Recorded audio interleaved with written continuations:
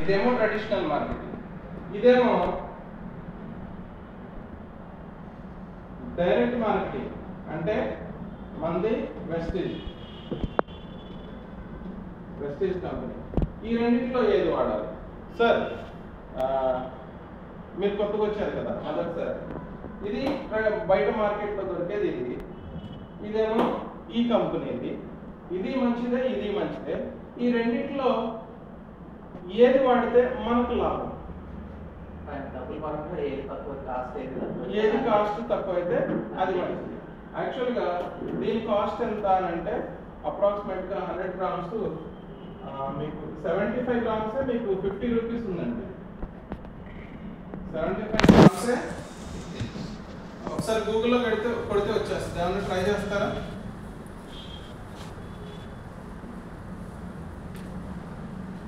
Mysore sandal soap 75 grams cost.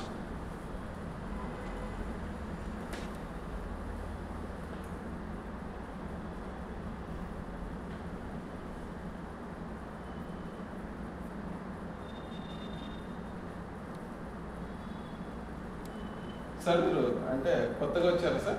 అంటే I mean అంటే రీసెంట్గా ఇదే మొదటిసారా? ఇదే మొదటిసారి. ఏం చేస్తుంటారు సార్? అంటే కాలేజ్ లెక్చర్. ఓకే. అంటే మీరు తీసుకొచ్చారండి? మీరు తీసుకొచ్చారు, సపరేట్గా వచ్చారు. Okay okay. అంటే సార్ మీతో ఏం చెప్పారు సార్? ఇందులో 42 రూపీస్ పడుతుంది. 42 రూపీస్. ఇందులో అంటే ఇన్కమ్ ఉందన్నారా? హెల్త్ ఉందని చెప్పారా? మీకు ఏం చెప్పారు సార్? పర్లేదు సార్. అంటే రామ్కోటి సార్ మీకు ఏమని చెప్పి ఇక్కడ పంపించారు? 4 o'clock మీటింగ్ ఉంది అంతే అన్నారు. మీకు మెంబర్షిప్ ఇచ్చారా సార్? ఇంకా యాక్టివేట్ అవ్వదు. Okay okay, no issue sir. అంటే ఇక్కడ ఏంటంటే ఆల్రెడీ మీకు ఇచ్చారు. అంటే ఇది వెస్టేజ్ అనేటటువంటి ఒక కంపెనీ సార్. ఇది ఇండియన్ కంపెనీ. సుమారు 20 సంవత్సరాల చరిత్ర కలిగినటువంటి కంపెనీ. ఇందులో సుమారు డైరెక్ట్గా 5 కోట్ల మంది ప్రజలు ఉన్నారు. ఇండైరెక్ట్గా అంటే ఒక ఫ్యామిలీలో 4-5 మెంబర్స్ వేసుకుంటే 12 కోట్ల పైన ఉన్నారు సార్. 12 కోట్ల పైనే మా కంపెనీలో రెగ్యులర్గా వర్క్ చేస్తున్నటువంటి వ్యక్తులు ఉన్నారు. సో ఎప్పుడో స్టార్టింగ్లో 2 బ్రాంచెస్ ఏదో స్టార్టింగ్లో ఇంటికాడ మొదలు పెడతారు కొంతమంది. అలాగా మనది 500 కోట్లతోటి స్టార్ట్ చేసినటువంటి కంపెనీ ఈరోజు 4,000 కోట్ల టర్నోవర్ జరుగుతున్నటువంటి company. So great company sir. ఇందులో మినిమం 100 రూపాయల నుంచి per month sir, per month 1. Raju garu ఇస్తారా? సార్ మీరే ప్రతిసారి ఇవ్వండి.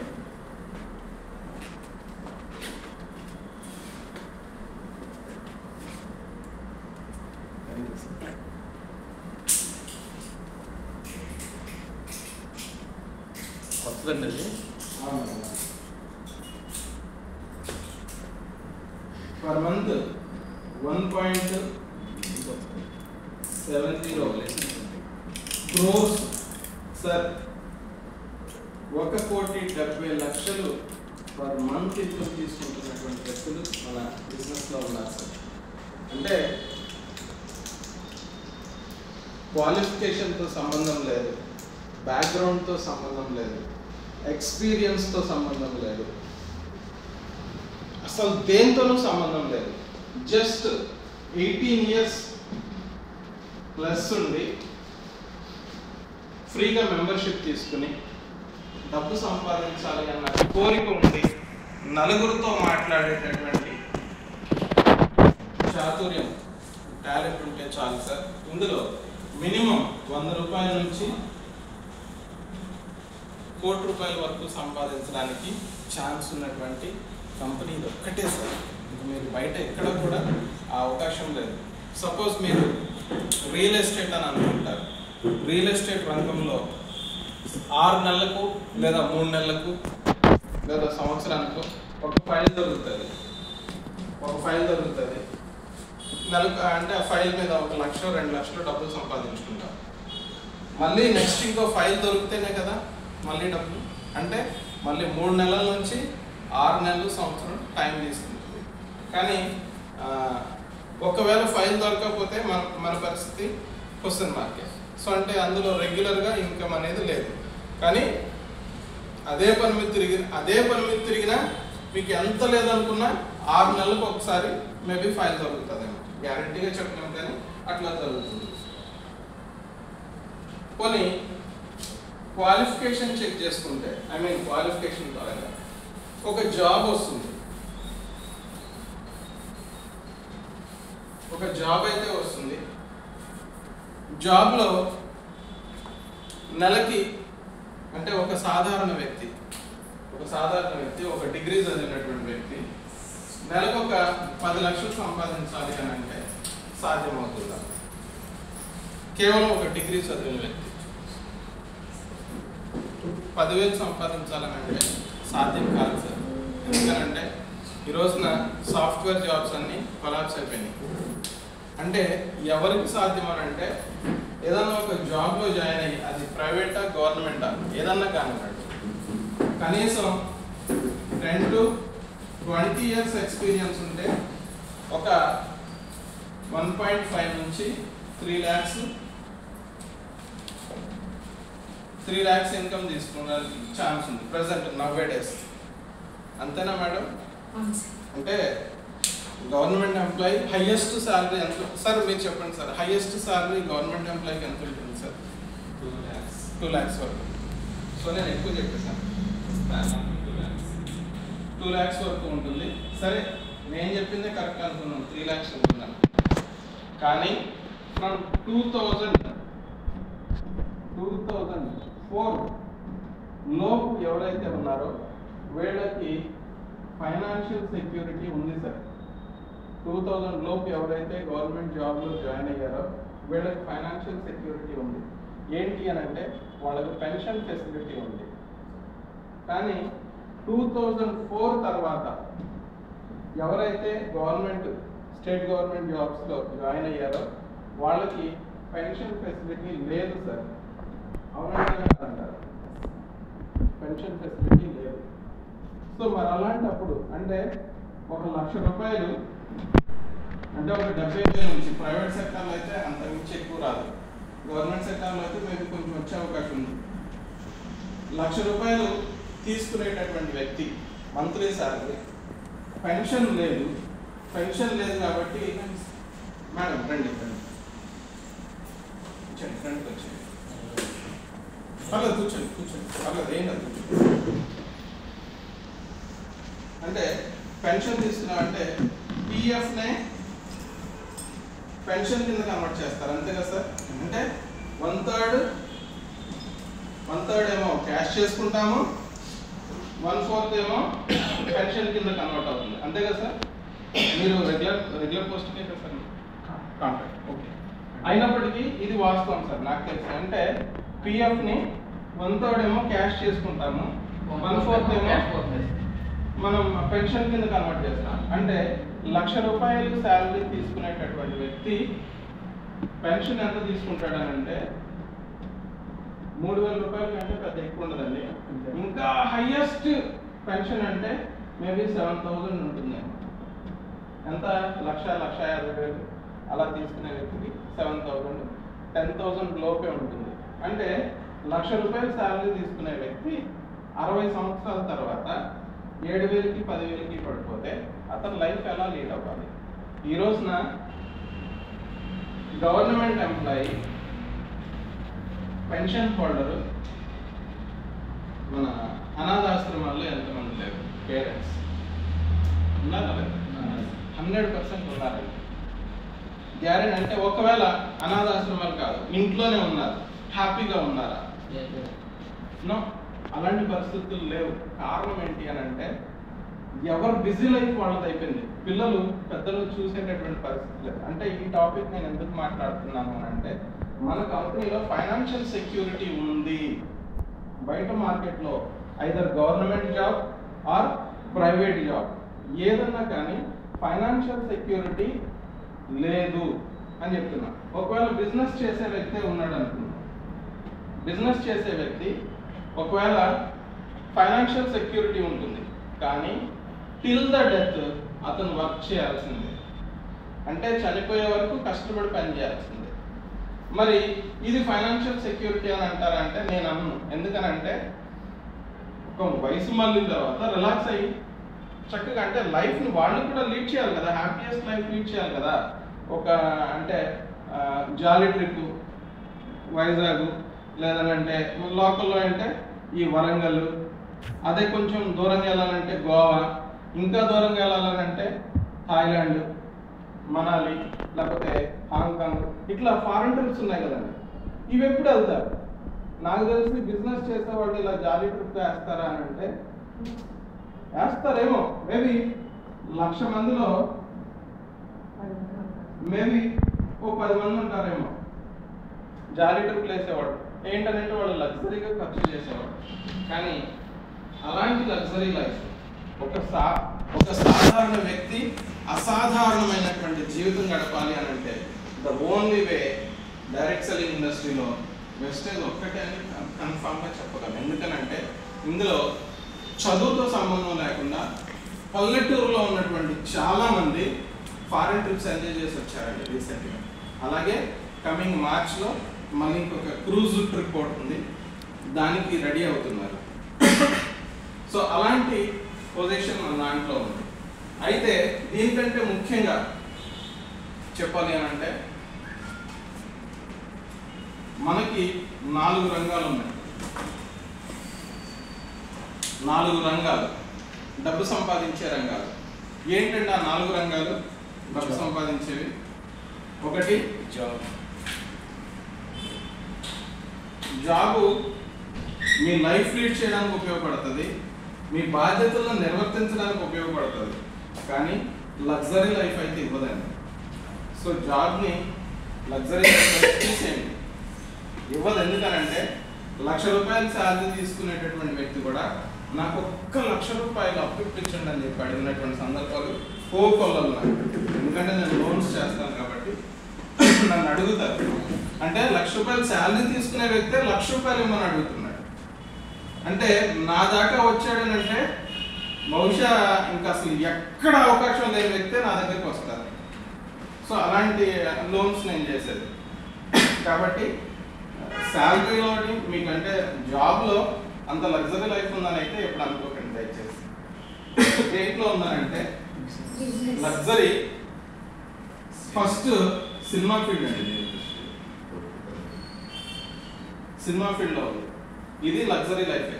కానీ ఇప్పుడు మనం ఒక సెలబ్రిటీ సినిమా స్టార్ అయిపోగలమా? సాధ్యం కాదు. ఎందుకనంటే సినిమా స్టార్ అవడానికి ఫైనాన్షియల్గా ఫుల్లీ సెక్యూర్డ్ బ్యాక్గ్రౌండ్ అన్నా ఉండాలి, లేదా ఆల్రెడీ ఫ్యామిలీ మెంబర్స్ బ్యాక్గ్రౌండ్ అన్నా ఉండాలి. అంటే ఒక చిరంజీవికి వాళ్ళ కొడుకు, ఒక మహేష్ బాబుకి వాళ్ళ తండ్రి బ్యాక్గ్రౌండ్ ఉందా లేదా? సో అట్లాంటి బ్యాక్గ్రౌండ్ ఉంటే ఇందులో క్లిక్ అవుతావు. లేదా ఒక 20-30 సంవత్సరాలు ఆ ఇండస్ట్రీలో కొట్టుకుని స్థిరపడాలి. జస్ట్ లైక్ మన రాజమండ్రి నుంచి వెళ్ళినటువంటి ఎవరండి, సూపర్ ఆలీ గారు, అలాగే రవితేజ, వీళ్ళు 20-30 సంవత్సరాలు అందులో కష్టపడి మన ఫైన్ డే బయటకు వచ్చారు. సో ఇది మనకి సాధ్యం కాదు. నెక్స్ట్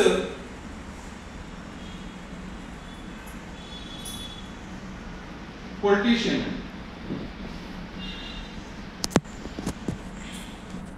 పొలిటీషియన్ ఉన్న పళంగా ఎవరన్నా పొలిటీషియన్ అవ్వగలరా?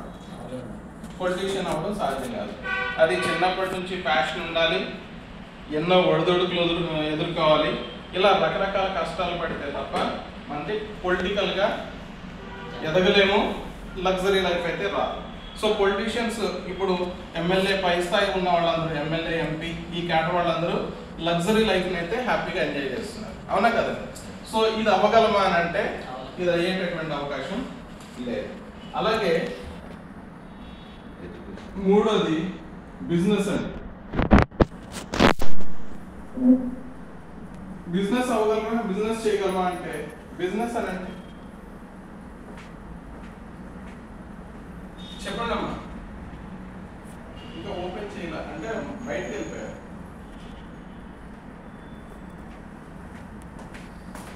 బిజినెస్ అని అంటే బయట ఓ 10 లక్షలు 20 లక్షలు 50 లక్షలు కోటి రూపాయలు ఇది కాదండి బిజినెస్ అని. బిజినెస్ అని అంటే ఓ 100 కోట్లు లేదా ఒక 500 కోట్లు, ఇది బిజినెస్ అని అంటారు.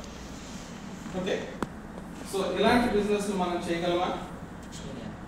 సాధ్యం కాదు. ఎందుకనంటే 1,00,000 మందిలో 1,00,00,000 మందిలో ఒకళ్ళిద్దరు ముగ్గురు బయటికి తేలుతారు. సో బిజినెస్ కూడా మనకి సాధ్యం కాదు. ఇంకోటి ఉందండి, ఇంకో రంగం ఏంటంటే అది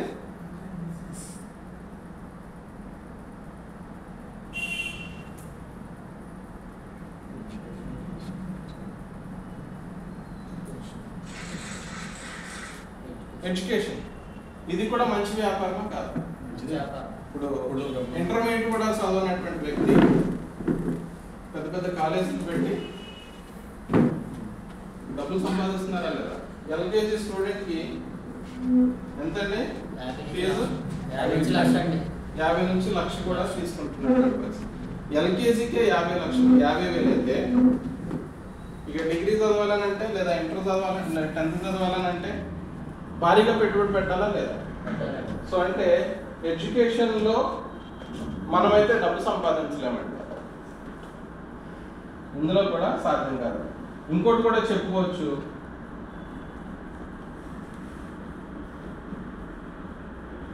ఇదండి ఒకప్పుడు రాజమండ్రిలో అక్కడక్కడ ఇన్సూరెన్స్నట్టుగా ఒక 4-5 ఉండేవి హాస్పిటల్స్. కానీ ఈ రోజున దానమైపేట అంటే హాస్పిటల్కి చిరునామా. హాస్పిటల్స్ అంటే దానమైపేట, దానమైపేట అంటే హాస్పిటల్. ఇది కాదు, ఇంకా సూపర్ స్పెషాలిటీ హాస్పిటల్ చుట్టుపక్కల కూడా బోర్డర్లు ఉన్నాయి. ఒకటి డెల్టా, ఇప్పుడే ఇంకోటేమో కిడ్నీ కేర్ గౌతమి, అలాగే గౌతమి ఐ హాస్పిటల్, బొల్లేని, ఇట్లా డిఫరెంట్ హాస్పిటల్స్ అనేవి వచ్చేసాయి. మరి మీరు నేను ఎమర్జెన్సీగా ఎంబీబీఎస్ చదివేయగలమా? కనీసం ఓ సర్టిఫికేట్ కోర్స్ చేయాలన్నా సాధ్యం కాదు. సో మరి డబ్బులున్న రంగాలన్నీ ఇవి. మరి ఒక సామాన్యుడు డబ్బు సంపాదించాలంటే ఏం చేయాలి అంటే డబ్బులున్న రంగాలన్నీ ఇవి. కానీ మనం డెసిషన్ తీసుకుంటే ఈ వైద్య రంగంలోకి అడుగు పెట్టచ్చు, ఈ వైద్య రంగంలోకి అడుగు పెట్టచ్చు. ఎందుకనంటే వైద్య రంగంలో అడుగు ఎందుకు పెట్టాలి అని అంటే బెస్ట్ ఎగ్జాంపుల్ కనకరాజు గారు, మీరు రండి సార్. మీ ఎక్స్పీరియన్స్నే చెప్పండి ఒకసారి, మీ పర్సనల్గా.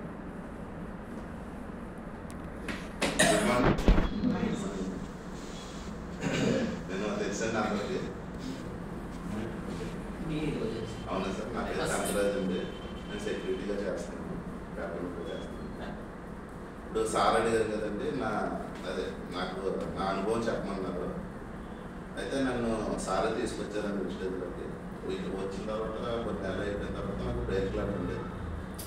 ఆ క్లాట్ నాకు చిన్నప్పుడు వచ్చింది. అంటే ఇప్పటికి 25 years అయిపోయింది. చిన్నప్పుడు వచ్చిందంటే అప్పటి నుంచి కూడా ఏదన్నా వస్తే హాస్పిటలే కదండి. హాస్పిటల్లో నన్ను ఇంకా వేరే స్టేట్కి తీసుకెళ్ళిపోయారు. అక్కడ ఎంఆర్ఐ చేస్తే క్లాట్ ఉందని తెలిసింది.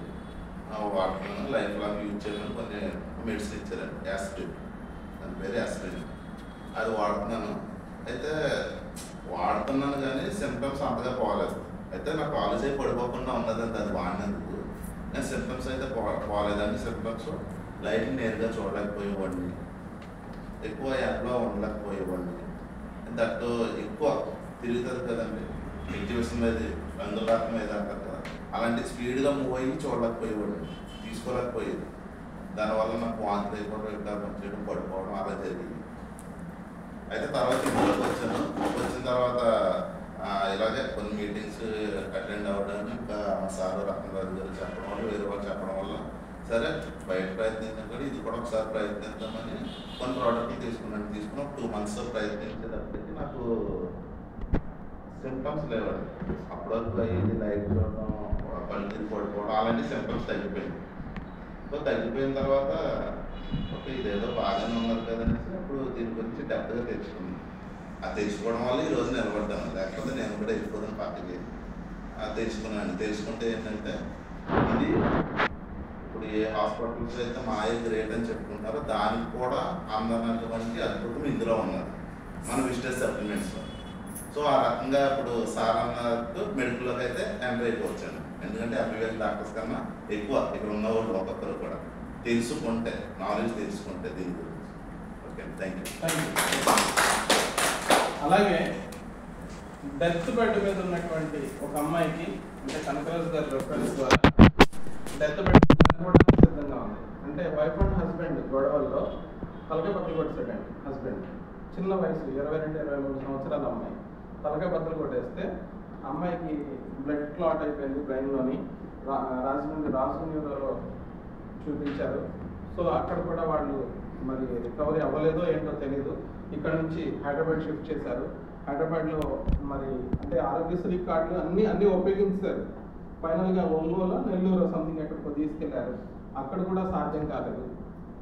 మొత్తానికి ఒక 6-7 లక్షలు అంటే బాగా పూర్ ఫ్యామిలీ, అంటే వాళ్ళు కూలి చేస్తే తప్ప డబ్బులు రానటువంటి పరిస్థితి. అలాంటి పరిస్థితుల్లో ఇంకా వేరే ఆప్షన్ లేక తీసుకొచ్చి ఇంటికాడ పెట్టేశారు. సుమారు ముఖం ఇంతలా వాసిపోయి, కాళ్ళు చేతులు వాసిపోయి పడుకునుంది. కనీసం పైకి లేపితే కూడా లేచేటటువంటి పరిస్థితి లేదు. అలాంటి స్టేజ్లో చుట్టాలు వస్తున్నారు, చూస్తున్నారు, వెళ్తున్నారు, వస్తున్నారు, చూస్తున్నారు, వెళ్తున్నారు. అలాంటి స్టేజ్లో లాస్ట్ చివరి ఆప్షన్గా నేను సలహా ఇస్తానని చెప్పి కనకరాజు గారు వాళ్ళకి నేను ట్రీట్మెంట్ ఇస్తాను, మంచిగా సెట్ అయిపోద్ది. నేనైతే డాక్టర్ని కాదు, కానీ మన దగ్గర కొన్ని సప్లిమెంట్స్ ఉన్నాయి, వాటి ద్వారా నయం అవుతుందని చెప్పడం జరిగింది. నన్ను తీసుకెళ్ళి చూపించి వాళ్ళతోటి ఏ సప్లిమెంట్ వాడాలి ఏంటనేది వాళ్ళకి గైడ్ చేయడం జరిగింది. కరెక్ట్గా 14 రోజులకి పడుకుని లెగలేనటువంటి పర్సన్ లెగిసి అటు ఇటు తిరగడం స్టార్ట్ చేసిందండి. గ్రేట్. ఆ తర్వాత 1 మంత్కి నార్మల్ అయిపోయిందండి. 4 మంత్స్కి అసలు కంప్లీట్గా అసలు ఆ పరిస్థితే లేదండి. అలాంటి పరిస్థితే లేదు కంప్లీట్గా. ఈ రోజున హ్యాపీగా పిల్లలతోటి పిల్లల్ని అమ్మమ్మ వాళ్ళ ఇంటికాడ వదిలేసి హైదరాబాద్ జాబ్ చేసుకోవడానికి వెళ్ళిపోయింది. అంటే చిన్న చిన్న జాబ్ లేదు, అదేం కాదు. ఈ రోజున డెత్ బెడ్ మీద నుంచి బయటకు వచ్చినటువంటి పరిస్థితి కేవలం బెస్ట్ సప్లిమెంట్ వల్ల మాత్రమే సాధ్యమైందండి. సో ఇప్పుడు మనం వైద్య రంగంలో ఉన్నట్ట కాదంట.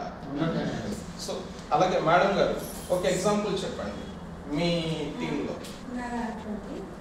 ఒక ఎగ్జాంపుల్ గెనడమా ఇచ్చిన ఒక ఆడిన ఒక ఆయన చెప్పారండి.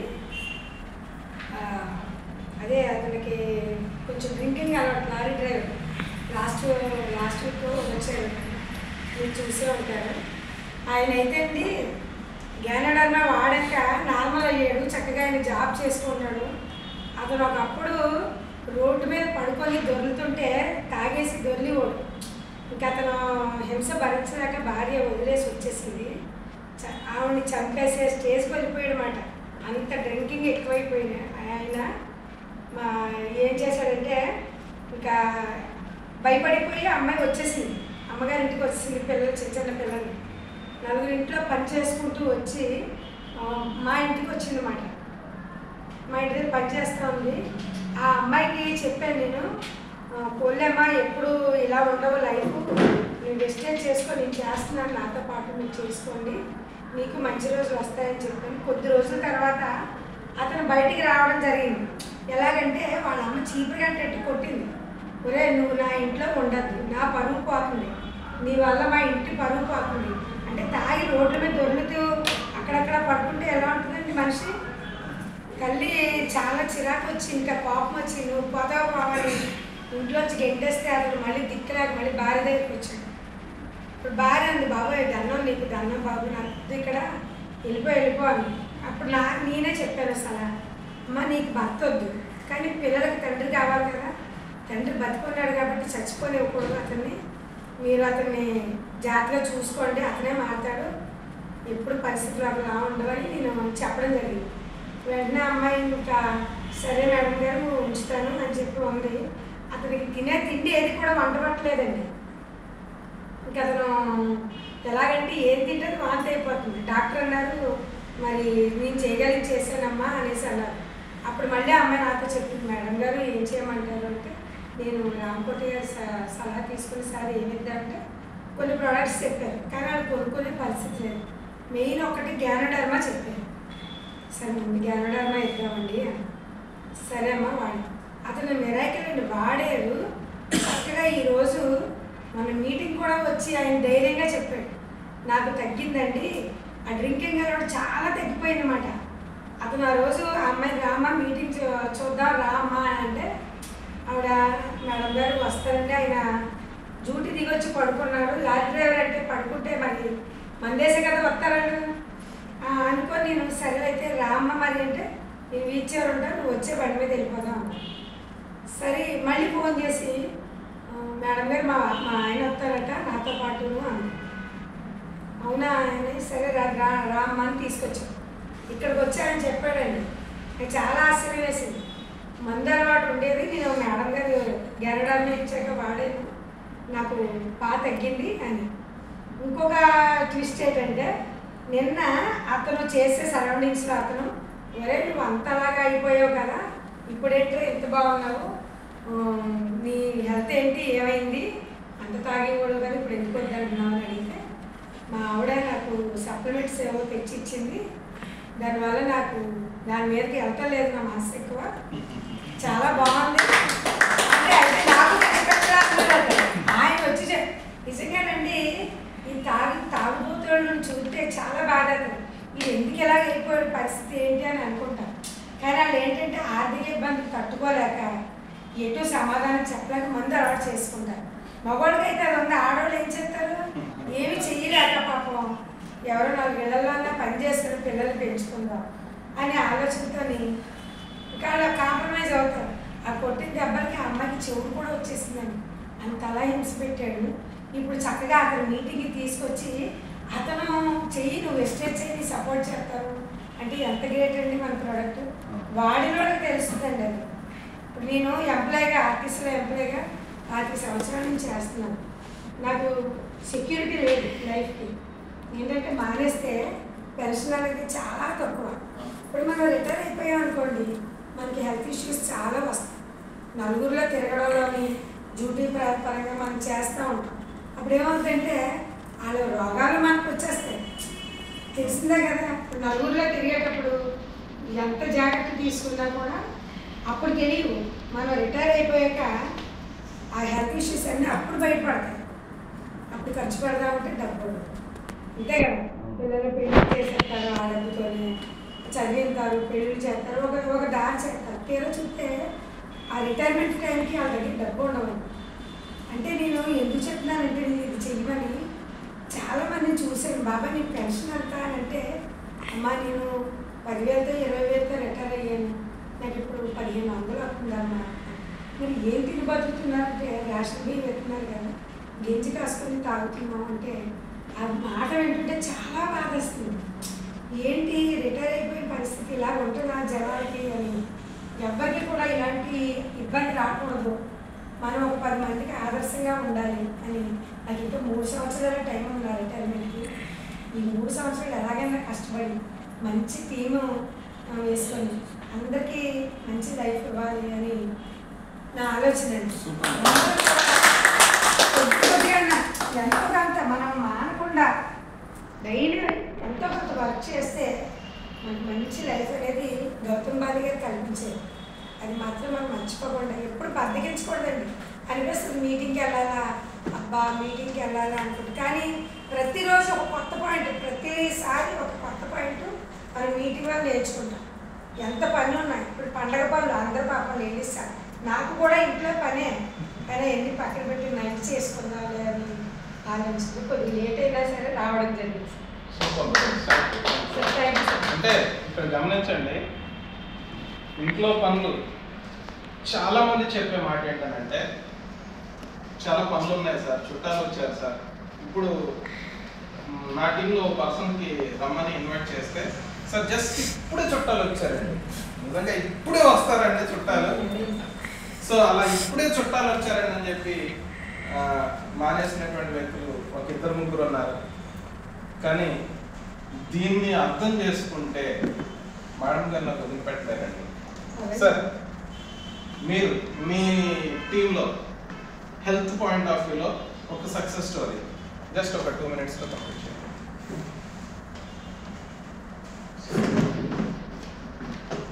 ఎందుకనంటే ఇక్కడ ఆల్రెడీ అసలు వెస్టేజ్ అంటే ఏంటో తెలియనటువంటి వ్యక్తులు కూడా ఉన్నారు. ఒకరు ఉన్నారు, కొత్తగా వచ్చారు. మీరు కొత్త, మీరు కొత్త, సార్ కొత్త, మీరు కొత్త.